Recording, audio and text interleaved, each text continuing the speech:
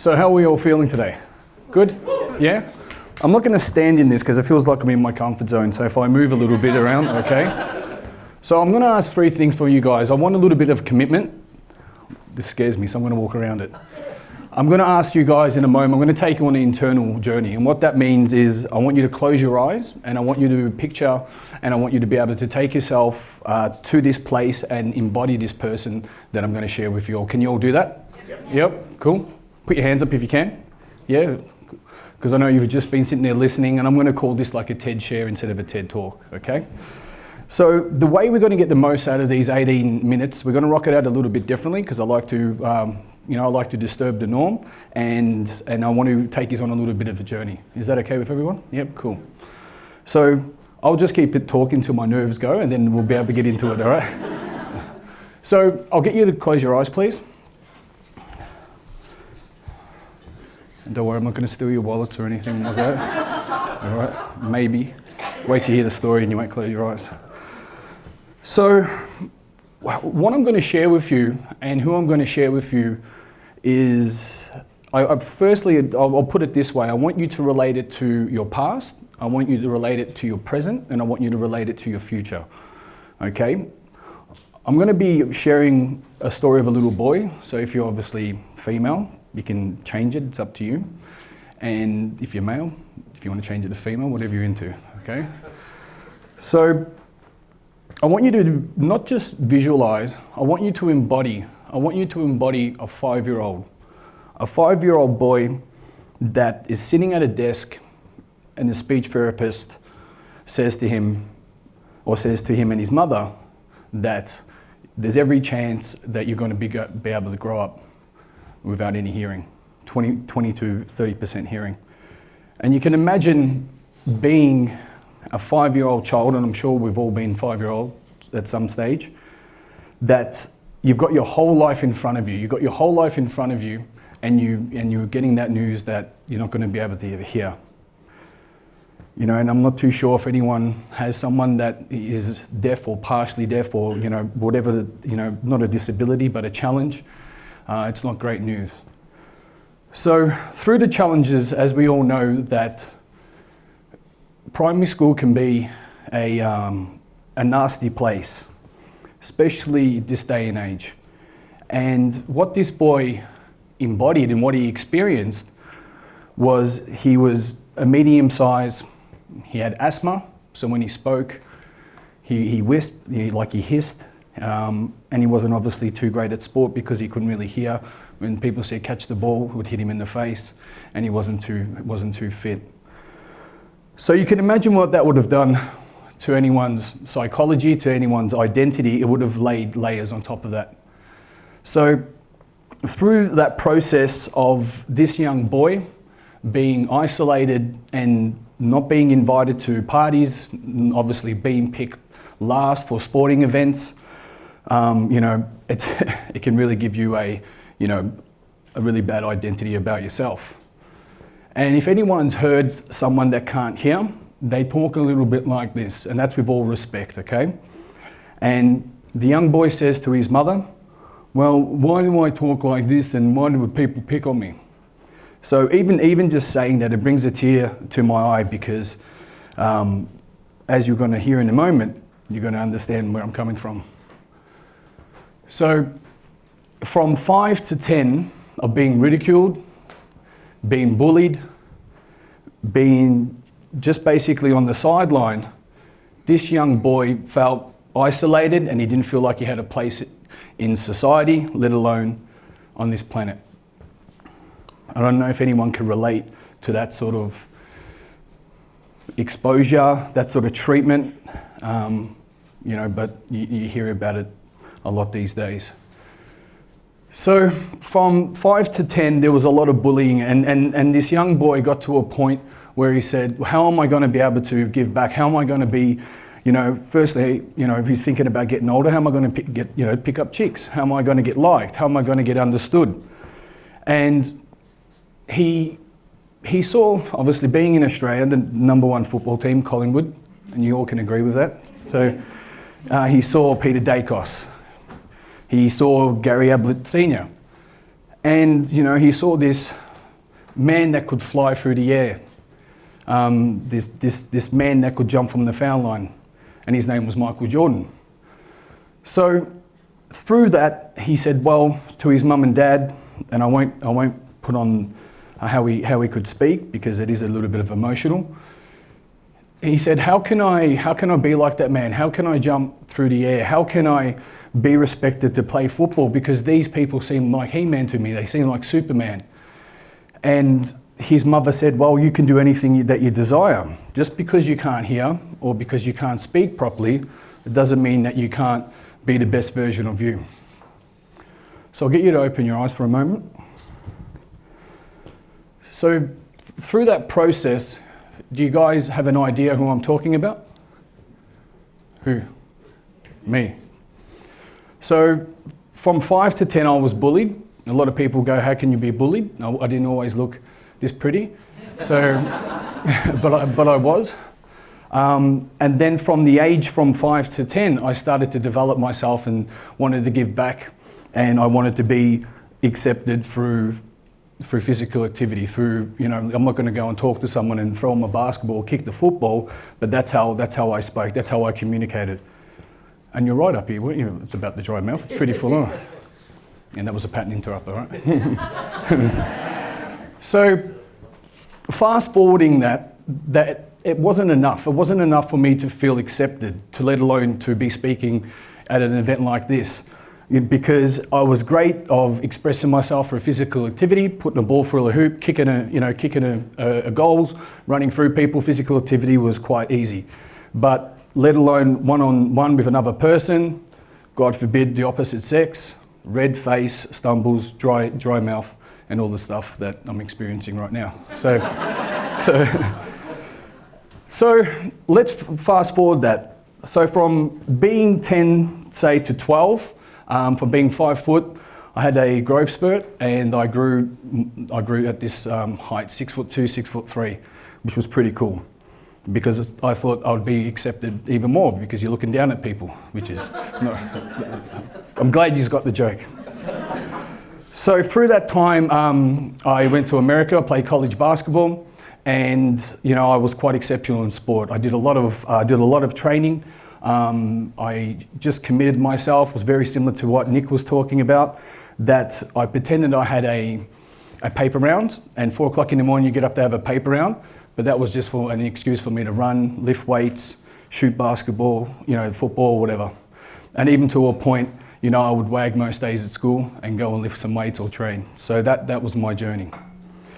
But where I'm going to take it now, that I thought that, or I really wanted to connect with myself, being that person that I could express myself through physical education, through physical, being that imposing figure. And it was wrong because when there was family functions, when there was times for me to talk to the opposite sex, go and just be social, I would think of every excuse to run away, hide, and it wasn't fantastic. And if anyone can relate to that we all want to say something, but we're just shit scared to actually do it, yeah? And we hide, and then we stumble, and we make the mistakes that we do, yeah? And that wasn't cool. So instead of, and I want to get you guys to do something now as well, because I know a lot of people do fear, obviously public speaking, and if you can just write down fear equals breakthrough. So if you guys can write that down now, fear equals a breakthrough. And I want you to remember that towards the end of the talk. So the whole purpose of what I really want to be able to get into your hearts, not just your minds, but in your hearts today, is understanding that we all have a story and we all come from somewhere, yeah? And unfortunately, we've got this thing in our mind that we think that we need to fit in. And the more that I needed to fit in, the more that, I grew up to be someone that needed to wear a suit because I'm intelligent. Shaving my head and having tattoos, what is that? Looks like a thug, looks like a bikie. You could say that.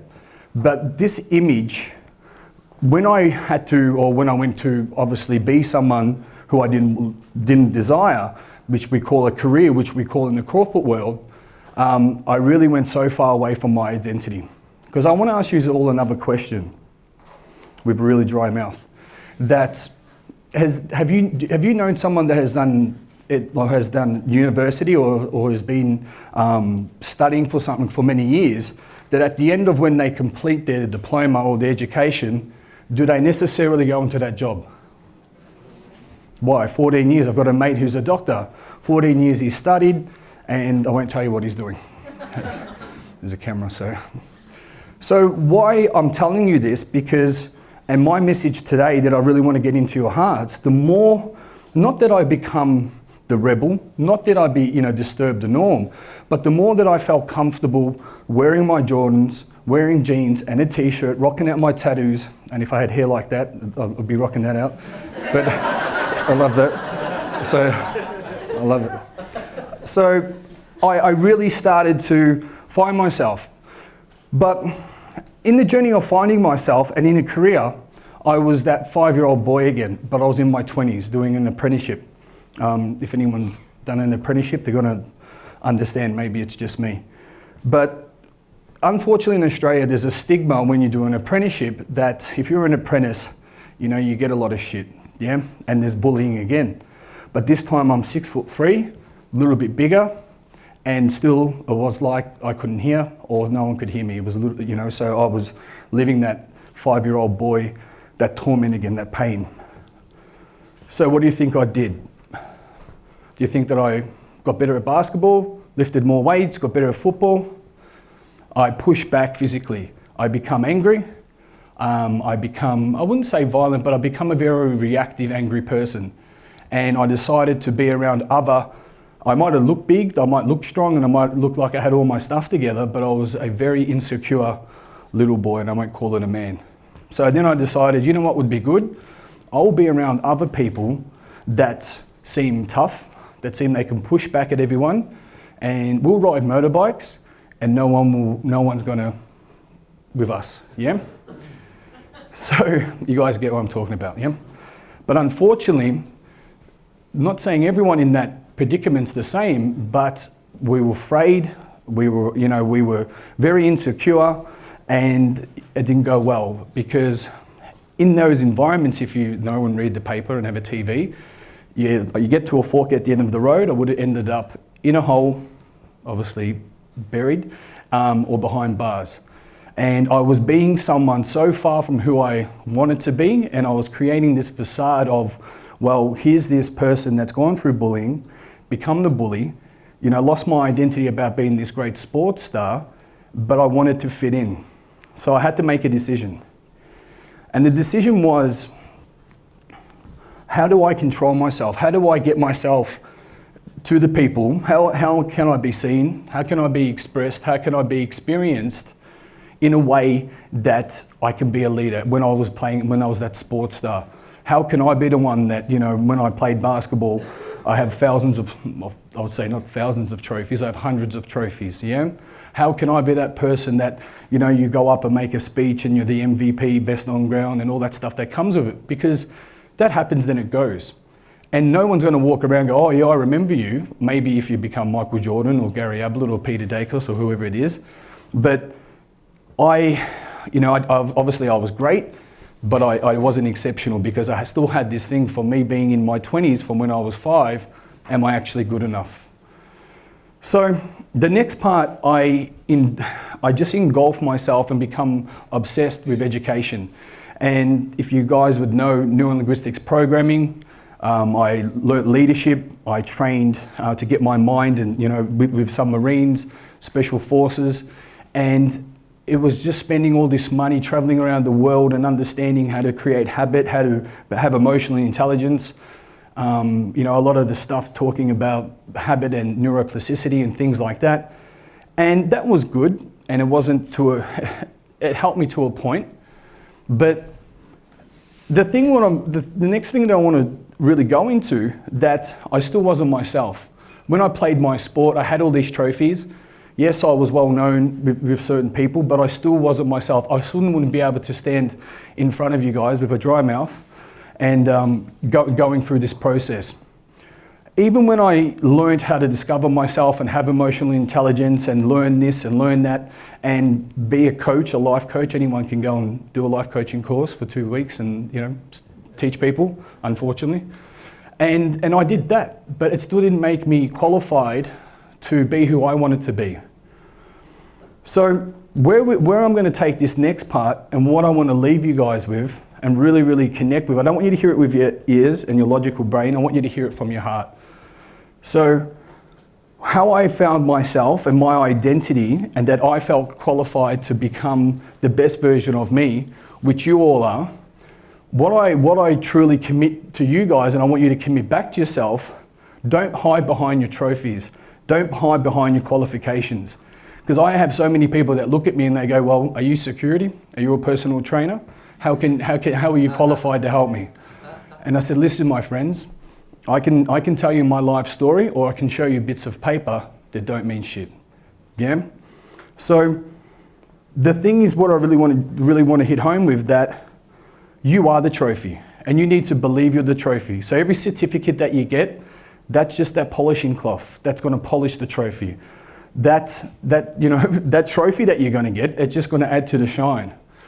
So the more that you can, I say, go against the masses, the more that you can really stand in your own 2 feet. It doesn't matter if you're a woman, a man, doesn't matter if you're black, white, whatever it is, what religion you are, the more that you go against what people tell you what you need to be, that's when you're going to find your power. That's when you're going to, I won't say stick it up society, because you can be, look, it's up to you. I'll give you the challenge. If you want to be in the ocean of conformity and be like everyone else, I'm not saying like everyone else is bad, but you need to stand out to stand out. And the only way that you're going to do that is understand at the end of the day, you're the trophy. And when you can believe that, my friends, that's when your life will turn around. That's when you're going to be able to stand up on these stages. Yeah, it's not always flowing at the start, but being able to give a message to other people and know that you're okay with a shaved head, with tattoos, with a dry mouth, rocking, and being able to do that, you're going to impact the lives, of thousands, especially your family. So fear is a breakthrough. I want you to face fear, because every time you feel fear, you're about to grow and expand. And just remember, you are the trophy. Thank you, guys.